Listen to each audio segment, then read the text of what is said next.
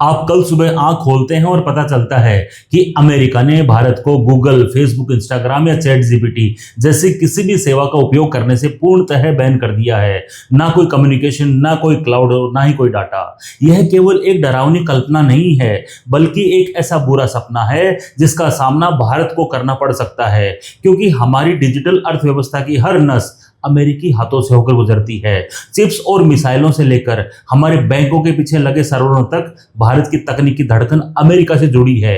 केवल एक व्यापार प्रतिबंध, केवल एक ट्रेड सैंक्शन, केवल एक नीतिगत बदलाव और स्विच के एक झटके से दुनिया की 5वीं सबसे बड़ी अर्थव्यवस्था डिजिटल रूप से ढह सकती है। यह कोई पागलपन नहीं है, यह इतिहास की पुनरावृत्ति है। 1999 के कारगिल युद्ध के दौरान भारत ने घुसपैठ करने वाले पाकिस्तानी सैनिकों का पता लगाने के लिए और सटीक प्रहार करने के लिए अमेरिका से जीपीएस डाटा का अनुरोध किया था और वाशिंगटन ने साफ इनकार कर दिया था। तकनीकी इनकार के एक उस पल ने भारत की निर्भरता को उजागर कर दिया और हमें अपना खुद का नेविगेशन सिस्टम नाविक बनाने पर मजबूर किया।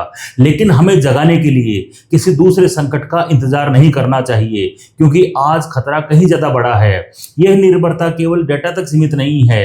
AI platforms, chip design, cloud server और उस पूरे डिजिटल इंफ्रास्ट्रक्चर पर है जिसका मालिक भारत नहीं है। हम सिस्टम नहीं चला रहे हैं, हम बस किसी और के ग्रिड में प्लग किए हुए हैं। इस बीच चीन ने इस खतरे को दशकों पहले भांप लिया था। उसने अपना खुद का ऑपरेटिंग सिस्टम, अपने खुद के चिप्स, अपनी खुद की फायरवॉल बनाई और निर्भरता के प्रभुत्व यानी डोमिनेंस को बदल दिया। वही भारत आज भी दूसरों के आविष्कार को आयत करने पर जश्न मनाता है। अगला वैश्विक संघर्ष मिसाइलों से शुरू नहीं होगा, यह मात्र एक सर्वर शटडाउन से शुरू होगा और तब हमें पूछना पड़ेगा, हमारा स्विच असल में किसके नियंत्रण में है। यह एक क्रूर सत्य है। अगले वैश्विक टकराव में पहला हमला बमों से नहीं, बल्कि एक साधारण लॉगिन एरर के साथ आएगा।